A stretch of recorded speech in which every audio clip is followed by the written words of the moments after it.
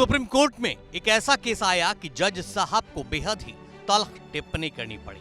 याचिकाकर्ता को साफ लफ्जों में जज साहब ने कह दिया कि भारत कोई धर्मशाला नहीं है जहां दुनिया भर से शरणार्थियों को रखा जा सके। दरअसल सोमवार को एक श्रीलंकाई नागरिक की भारत में शरणार्थी के तौर पर रहने वाली याचिका पर सुनवाई चल रही थी। जस्टिस दीपांकर दत्ता और जस्टिस विनोद चंद्रन की पीठ सुनवाई कर रही थी।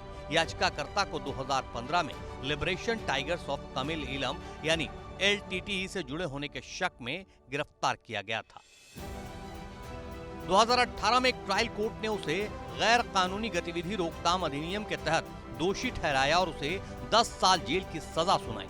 2022 में मद्रास हाई कोर्ट ने उसकी सजा को घटाकर 7 साल कर दिया। हालांकि सजा पूरी होते ही उसने श्रीलंका वापस जाने से मना कर दिया। उसने दलील दी कि श्रीलंका में उसकी जान को खतरा है, इसलिए उसे भारत में शरणार्थी के तौर पर रहने की इजाजत दी जाए। याचिकाकर्ता ने यह भी बताया कि उसकी पत्नी और बच्चे भी भारत में ही हैं।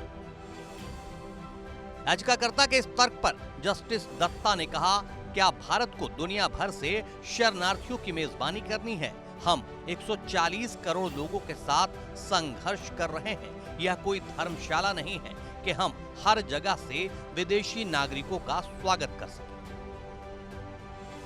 याचिकाकर्ता के वकील ने संविधान के अनुच्छेद 21 और 19 के तहत मामले पर बहस की थी।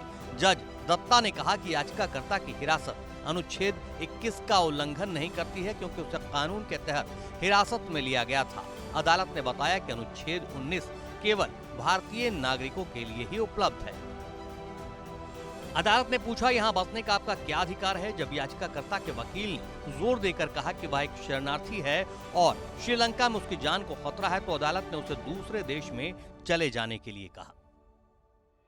आपको बता दें कि इससे पहले पूर्व चीफ जस्टिस DY चंद्रचूड़ ने एक बार सुनवाई के दौरान कहा था, शरणार्थियों की मौजूदगी राष्ट्रीय सुरक्षा के लिए खतरा पैदा कर सकती है। भारत की सीमित संसाधनों को ध्यान में रखते हुए यह कदम जरूरी है।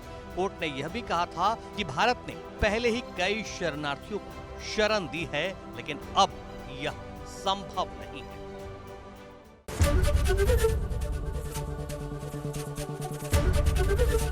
ABP गंगा, खबर आपकी, जुबान आपकी।